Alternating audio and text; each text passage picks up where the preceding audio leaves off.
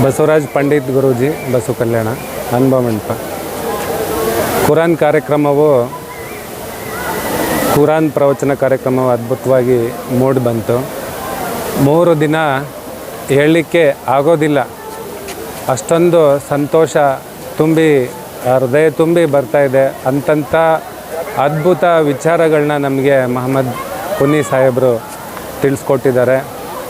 ಏನಂತಂದರೆ ಮಾನವೀಯ ಮೌಲ್ಯಗಳು, ಜೊತೆಗೆ ಕುಟುಂಬ, ಜೊತೆಗೆ ನಾವೆಲ್ಲರೂ ಒಂದು ಮಹಾಮನೆಯಲ್ಲಿ ಯಾವ ರೀತಿ ಬದುಕಬೇಕು ಒಂದಾಗಿ ಎಂಬುವಂತಹ ಸೂತ್ರಗಳು, ಜೊತೆಗೆ ಎಲ್ಲರೂ ನಮ್ಮೆಲ್ಲರ ಕರ್ತವ್ಯ ಏನು, ಜೊತೆಗೆ ಈ ದೇಶ ವ್ಯಸನ ಮುಕ್ತವಾಗಿ ಯಾವ ರೀತಿ ನಿರ್ಮಾಣ ಆಗಬೇಕು, ಯಾವ ರೀತಿ ಎಲ್ಲರೂ ಯಾವ್ಯಾವ ರೀತಿಯಲ್ಲಿ ವ್ಯಸನಿಗಳಾಗಿದ್ದಾರೆ, ಅದರಿಂದ ಎಲ್ಲರೂ ನಿರ್ವ್ಯಸನಿಗಳಾಗಿ ಆ ದೇವರ ಲೆಕ್ಕದಲ್ಲಿ ದೇವರ ಹತ್ರ ಕೊನೆಗೊಂದು ಸಾರಿ ದೇವರ ಹತ್ರ ಲೆಕ್ಕ ಕೊಡಬೇಕಲ್ಲ ಅಲ್ಲಾಹನ ಹತ್ರ.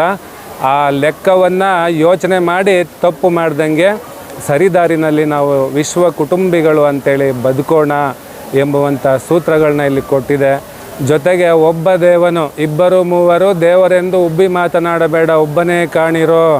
ಇವತ್ತು ನಮ್ಮ ದೇಶ ಬಡತನ ಯಾಕೆ ಆಗ್ತಿದೆ ಅಂತ ಅಂದರೆ 133 ಕೋಟಿ ದೇವತೆಗಳು ಅಂತೇಳಿ ಪೂಜೆ ಮಾಡಿಕೊಂಡು ನಾವೆಲ್ಲ ಗರೀಬ್ ಆಗ್ತಿದ್ದೀವಿ ಭಾರತ ದೇಶದವರು.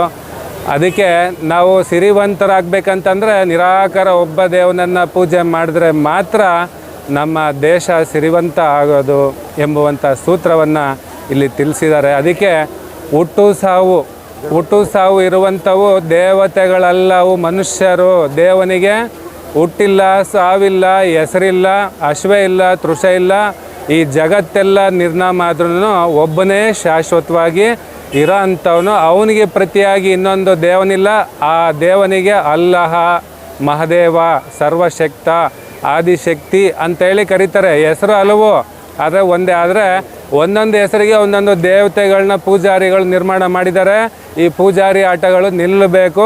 ಒಬ್ಬ ದೇವನು ಎಂಬುವಂಥ ಸೂತ್ರ ಜಗತ್ತಿಗೆ ನಾವೆಲ್ಲರೂ ಕೊಡಬೇಕು. ನಾವೆಲ್ಲ ಒಂದಾಗಿ ಒಬ್ಬ ದೇವನನ್ನು ನಾವು ಪೂಜೆ ಮಾಡಬೇಕು ಅಂತೇಳಿ ಹೇಳ್ತಾ, ಈ ಜಮಾತ ಇಸ್ಲಾಮ್ ಹಿಂದೂ ಒಳ್ಳೆ ಅದ್ಭುತ ಕಾರ್ಯಕ್ರಮವನ್ನು 8 ವರ್ಷದಿಂದ ಮಾಡ್ಕೊತಾ ಬಂದಿದೆ. ನಾನು 4-5 ವರ್ಷದಿಂದ ತಪ್ಪದಲ್ಲೇ ಬಂದು ಮೈಮರ್ತು ಕುಳಿತುಕೊಳ್ತೀನಿ. ಅದು ಪ್ರವಚನಕಾರ ಅವ್ರ ಮುಖ ನೋಡ್ಕೊಂಡು ಕುಳಿತುಕೊಳ್ತೀನಿ. ಯಾಕಂತಂದರೆ ಅವರ ಒಂದು ಒಳಗಡೆಯಿಂದ, ಯಾಕಂದರೆ ಸಾವಿರಾರು ಗ್ರಂಥಗಳನ್ನ ಓದಿ ಅವರು ಒಂದೊಂದು ನುಡಿನ ಹೆಂಗೆ ಬಿಡ್ತಾರೆ, ಒಂದು ನುಡಿಗೆ ನಾವು ಬೆಲೆ ಕಟ್ಟಲಿಕ್ಕಾಗಲ್ಲ. ಅಂತಹ ಅದ್ಭುತ ನುಡಿಗಳು ಮೂಡಿ ಬರ್ತವೆ.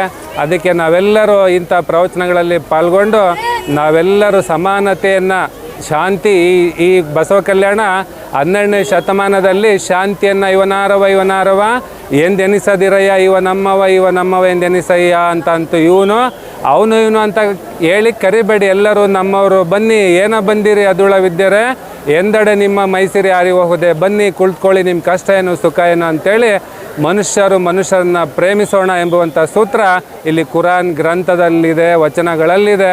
ಅಂತಹ ಬಸವಣ್ಣವರು ಬಾಳಿ ಬದುಕಿದಂಥ 36 ವರ್ಷ ಭಕ್ತಿಗೆ ಬೀಡಾಗಿದ್ದಂಥ ಈ ಕಲ್ಯಾಣ ಭೂಮಿನಲ್ಲಿ ಇವತ್ತು ಜಗತ್ತಿಗೆ ನಾವು ಶಾಂತಿಯನ್ನು ಸಾರ್ತಾ ಇದ್ದೀವಿ. ಅದಕ್ಕೆ ಎಲ್ಲ ಮುಸಲ್ಮಾನ್ ಬಂಧುಗಳಿಗೂ, ಜಗತ್ತಿನ ಎಲ್ಲ ಆಧ್ಯಾತ್ಮ ಎಲ್ಲರೂ ಒಬ್ಬ ದೇವನನ್ನು ನಂಬಿ ನಡಿಬೇಕು ಅಂತೇಳಿ ಸಂದೇಶವನ್ನು ಕೊಡ್ತಾ ಶರಣಾರ್ಥಿ ಸಲಾಮು ಅಲೈಕುಮ್ ಹೇಳಿ ನನ್ನ ಮಾತನ್ನು ಮುಗಿಸ್ತೇನೆ.